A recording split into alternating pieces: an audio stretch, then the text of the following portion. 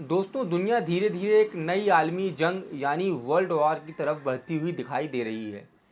लेकिन हैरानी की बात यह है कि दुनिया की तीसरी सबसे बड़ी ताकत चीन इस पूरे खेल से लगभग लापता है। दोस्तों, जब से ईरान के आसपास जंग की खबरें तेज हुई हैं, तब से एक सवाल बार बार उठ रहा है। चीन आखिर खामोश क्यों है? चीन अपनी मिसाइलें क्यों नहीं दे रहा है? चीन अपने सैनिक इस जंग में क्यों नहीं उतार रहा है? क्या चीन डर रहा है या फिर वो कोई बहुत बड़ी चाल चल रहा है? एक ऐसी चाल जो उसे तीसरी महाशक्ति से दुनिया की पहली महाशक्ति बना सकती है। आज की इस वीडियो में हम समझेंगे कि इस पूरे खेल में चीन आखिर असली स्ट्रेटजी क्या चल रहा है और कैसे दुनिया की बड़ी ताकतें इस वक्त शतरंज की चालें चल रही हैं। लेकिन अफसोस की बात यह है कि ये पूरी शतरंज की बिसात आलम अरब की ज़मीन पर बिछी है।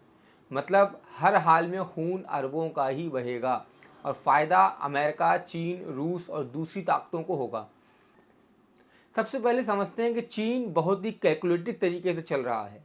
एक तरफ चीन नहीं चाहता कि सीधा टकराव अमेरिका से हो, क्योंकि अगर चीन खुलकर ईरान के खिलाफ जंग में उतरता है तो मामला सीधे अमेरिका और उसके सहयोगियों या नेटो अलायंस से भिड़ने तक पहुंच सकता है। दूसरी तरफ चीन की सबसे बड़ी ताकत उसकी इकोनॉमी है, उसकी अर्थव्यवस्था है। पिछले कई सालों में चीन ने दुनिया की सबसे बड़ी आर्थिक मशीन खड़ी की है। इसलिए चीन नहीं चाहता कि किसी जंग की वजह से उसकी इकोनॉमी, उसकी अर्थव्यवस्था, उसकी ग्रोथ रुक जाए। इस पूरे हालात का एक बड़ा फ़ायदा रूस को भी मिल रहा है। रूस रूस पर पहले से दुनिया के कई देशों ने पाबंदियां लगा रखी थीं। उसके लिए तेल बेचना मुश्किल हो गया था। लेकिन अब हालात बदल रहे हैं। दुनिया के कई देशों को फिर से रूसी तेल की ज़रूरत पड़ने लगी है। यहाँ तक कि अमेरिका ने भी भारत को रूस से तेल खरीदने की छूट दे दी है। पाकिस्तान ने भी रूस से तेल के ऑर्डर दे दिए हैं। लेकिन अब रूस पहले वाला रूस नहीं रहा। अब वो धंधे में दोस्ती नहीं निभा रहा। अब रूस अपनी शर्तों पर, अपने रेट पर तेल बेच रहा है और धीरे धीरे वो लंबी अवधि के कॉन्ट्रैक्ट मांग रहा है। मतलब अगर हमसे तेल खरीदना है तो पहले हमारे साथ 2 साल या 5 साल का कॉन्ट्रैक्ट करो कि आज अगर तुम हमसे तेल खरीद रहे हो तो आगे भी तेल खरीदते रहोगे, ताकि जंग ख़त्म होने के बाद भी कई देश लंबे समय तक उससे तेल खरीदते रहें। अब बात करते हैं चीन की असली सोच की, असली चाल की। चीन इस जंग को सिर्फ खबरों की तरह नहीं देख रहा है, वह हर चीज़ का हिसाब किताब लगा रहा है। एक मिसाल से समझिए, अगर ईरान का एक सस्ता ड्रोन जिसकी कीमत लगभग $500 है, उसे गिराने के लिए अमेरिका को करीब $5 लाख खर्च करने पड़ते हैं इंटरसेप्टर मिसाइलों पर। यानी हथियार सस्ता है, लेकिन उसे रोकने की कीमत बेहद महंगी है। और जितने ज़्यादा इंटरसेप्टर अमेरिका इस्तेमाल करेगा, उतने ही हथियार उसके पास कम बचेंगे दूसरे इलाकों के लिए, जैसे ताइवान। चीन इस पूरे खेल को बहुत ध्यान से देख रहा है। अब बात करते हैं चीन और ईरान के रिश्तों की।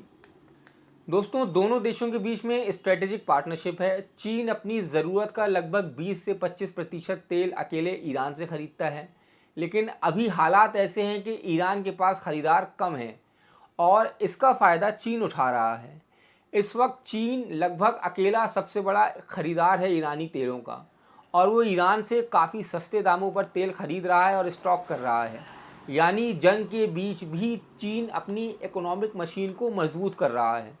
तीसरी सबसे अहम बात, चीन इस पूरे मामले में अमेरिका और इजराइल की मिलिट्री रणनीति की बहुत गहराई से निरीक्षण कर रहा है, समीक्षा कर रहा है।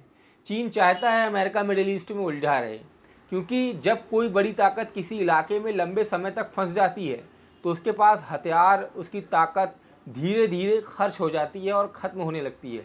इसलिए एक मशहूर कहावत है, अपने दुश्मन को तब परेशान मत करो जब वो खुद अपनी तबाही में लगा हो। दोस्तों, आज की दुनिया की जियोपॉलिटिक्स बिल्कुल शतरंज के खेल की तरह हो गई है। कहीं किसी को तेल मिल रहा है, कहीं किसी को पैसा मिल रहा है और कहीं कोई चुपचाप बैठकर पूरी बाजी देख रहा है। चीन शायद इसी इंतज़ार में है कि सही वक्त आने पर एक ऐसी चाल चले जो पूरे खेल का रुख बदल दे। अब सवाल ये है कि क्या आने वाले वक्त में चीन खुलकर सामने आएगा या फिर पर्दे के पीछे से ही दुनिया की सियासत को प्रभावित करता रहेगा। आप इस बारे में क्या सोचते हैं कमेंट में ज़रूर बताएं।